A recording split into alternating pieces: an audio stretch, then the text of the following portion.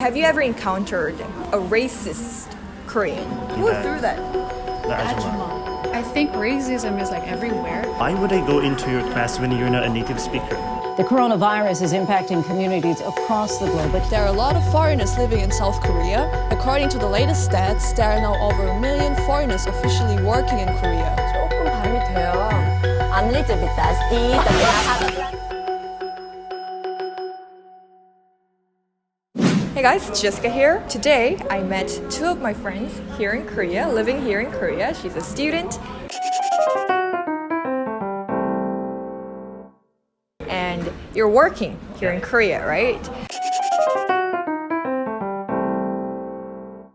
And they are both from UP. Woo. I don't think I can make it to the time. I'm going to try it again. What is that like? It's not working. I'm gonna be I'm honestly really sad. First of all, I really admire you guys because I know how tough it is to be a foreigner at a foreign country, you know? Korea is generally a tough country to live in, even for Koreans, I think. And there's this burning question that I've been getting, and I was planning to make a video about it as well, which I will. But I wanted to ask you first about your experience. Have you ever encountered a racist Korean?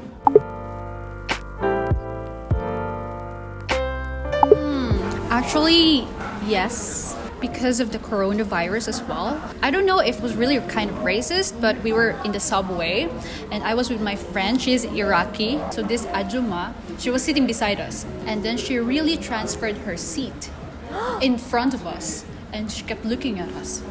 That was last year during the surge of the coronavirus, and like all foreigners are experiencing a lot of racist activities from Koreans. That's the only time I experienced it. Well, I vividly remember September 28th of 2017. That was a day when I first experienced racism here in Korea. I came from Seoul and I was inside a mall bus or a village bus. And inside the mall bus, since it was the last trip, there was this woman standing. I thought that she was just staring at the two boys in front of me. But in a snap of finger, something hit my face, broke my eyeglasses. When I tried to pick up my eyeglasses, it was already broken. And the old lady or the Ajuma was shouting at me, and she was like saying Who that threw that? the Ajuma. According to her, foreigners are not welcome in that bus. It was not a foreigner's bus. And she was like, Neryo. What really made me upset was the fact that no one was there willing to help me as a foreigner. So it's like a me versus them or me against the world feeling. Yeah. And I was like, but there's no such thing as a foreigner's bus here. Physically hurting you? Yeah, it broke my eyeglasses. You know, I went home. You know, you can actually report that. Because I know there are a lot of racist people in Korea. I mean, there are racist people everywhere. Everywhere. But then not everyone's like that. That's true. Sometimes I even think about is everyone actually racist?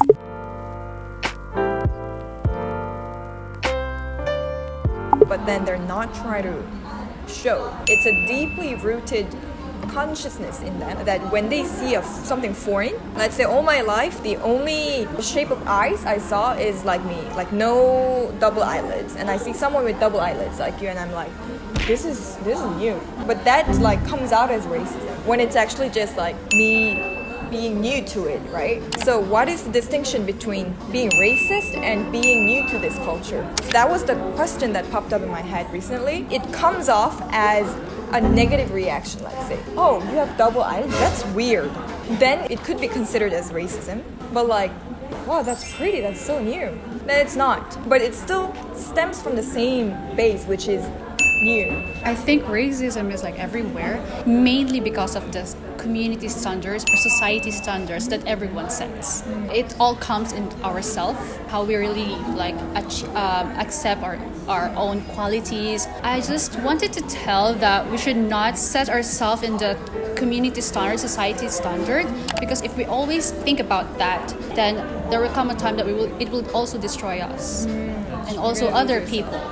racism happens in any parts of the world, everywhere, and it's innate in every individual that we are racist. In fact, sometimes we just think that we're just judging people, but actually we're already racist. At some point, we don't know that we are The already being distinction, yeah. exactly being racist. For me, we can stop that by embracing others' culture, embracing others' individuality, because only through embracing people's culture and individuality we can stop that concept about racism. Because for me, there's no such thing as a perfect race in this world. Right. For as long as you respect each other, embrace each other. It's definitely a complex topic to talk about because, like as you said, we can be innately racist because when we see something foreign, we might have a negative reaction to it, and that comes off as racism.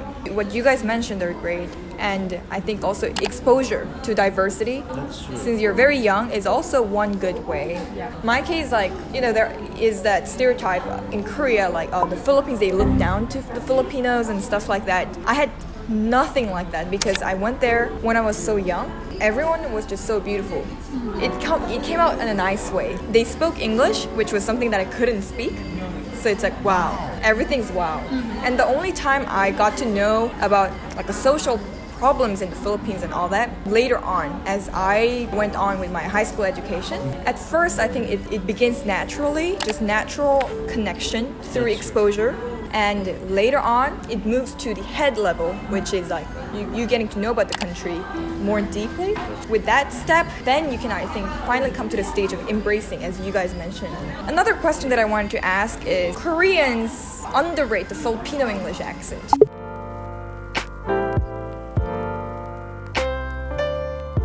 I mean, the Philippines is great. It's very convenient for foreigners to travel to the Philippines because most of them knows how to speak fluent English, and their accent is, for me, it's very understandable, and I really love the accent. But for some people, maybe it's not, and I've also experienced that in Korea. So do you guys also experience that here when you guys speak in English to other Koreans? Well, for someone who's teaching English here, there was a part of my stay here when I was questioned about my skills, especially when speaking English. The beauty of language is on how you communicate, how you transcend the message to the person that you're talking to. And the content itself. Exactly. It has nothing to do with, again, accent. For some people, you cannot force them to enunciate the words the way you do it. Yeah. You can't always have the American accent, the British accent, or whatsoever accent in the world. For me, as long as you can deliver the message and both of you understand each other, then I don't see anything wrong with that. Well, I was actually applying for a position in a company as a trainer. English trainer. An English trainer. And there was this particular Korean who was like, why would I go into your class when you're not a native speaker? And I was like, oh. And you know how I dealt with that? How I responded to him was like, well, let's just look at this way. I am a Filipino, but I was able to learn English, and this is how I speak English. Just imagine, you're a Korean, English will become as your second language. How is it? Coming from someone who just speaks only English, what do you think would be the difference? And now, he's one of my students. He is? Yeah. How is he? How is he doing? He's doing fine. And he was very apologetic after a couple of months. Actually, for me, when I first came here in Korea, I was with a lot of different nationalities. Their level of English is not that good as compared to mine. So my Korean professors thought that English is really my first language. So I'm not saying that I'm really good at English, but I can say that a lot of Koreans really appreciate the way I talk. Oh, that's great. Yeah, so it's kind of like different from like Chris' experience. In the Philippines, we have a lot of language, and those languages, even dialects, have different accents. So at some point, it kind of affects the way they talk in English. Yeah, I agree with Kuya Chris, as long as you understand and the person you wanted to talk to understand what you're saying, it's okay. Yeah, it's fine. That's right. One thing that I like most about Filipinos is that even though we're being judged about our accent, we try to turn it kind of really funny way.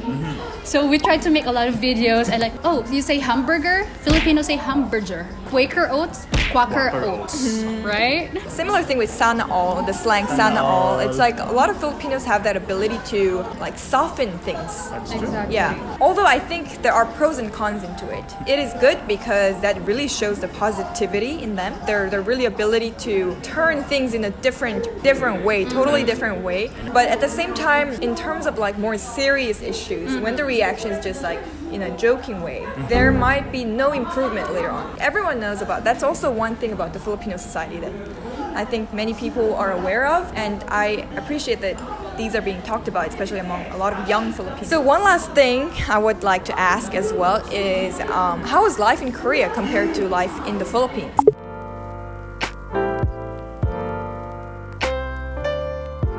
People are very different. We have a very different culture. We have the pali-pali culture. Yes. Oh, yeah. Things that, especially in Seoul, even as a Korean, I'm overwhelmed.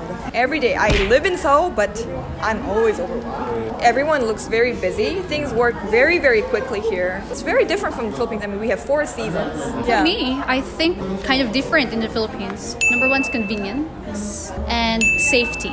I can go out anytime in the middle of the night. I can go like just walk on the street, safety without even worrying what will happen to me. There's one thing that I really like most here in Korea. Subway is really good, even though you get to spend a lot of time in travel time, but it's really convenient everywhere. And bus. Well, I would echo what Caryl mentioned, especially when it comes to transportation, because I mean that's one thing that we really have to fix in the Philippines or improve on. Also, what Jessica mentioned about the pali-pali, it's very evident in the transportation, especially in the subways here. You know what's You can't breathe. Exactly. But, I mean, my travel time would be in between 7 to 7:30, and That's hectic. that's the peak. I always experience it from Monday to Friday that you have to stand in the middle or in the corner and sardines. One thing just popped out in my head. Do you guys watch K-dramas? Of course. Okay, so before coming to Korea, you probably had this image of Korea through K-dramas. Yeah. That's true. So do you think they really do exist? Like, do you think K-dramas, it's true, or what do you think?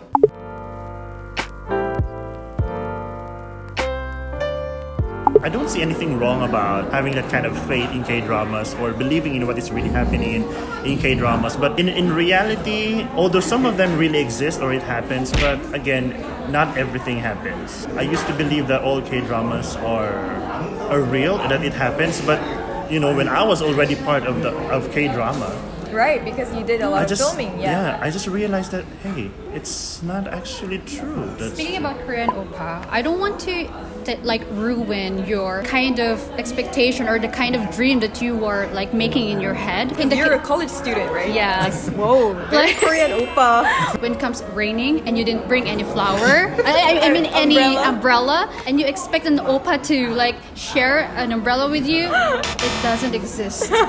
Really. What we're talking about is the kind of specific actions that you can see in K-dramas that people do, like the umbrella thing, like suddenly at the back, like without even knowing suddenly. That's true. You know, that kind of really K-drama like things. I mean, even among Koreans, we say like, when I see someone, wow, what you just said, that was very K-drama.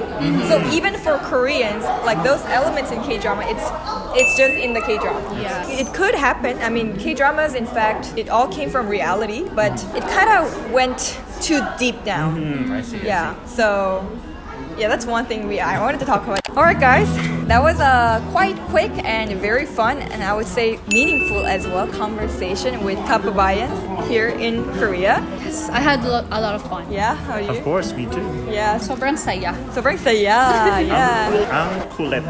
Kulit. Ako? Kulit? No, Tayo makulit. Tayo. Okay. And I hope this kind of brought a new perspective for you guys as well. If you were curious about Korea, yeah, let me know how you thought of this video in the comments down below. And I'll see you guys in the next video.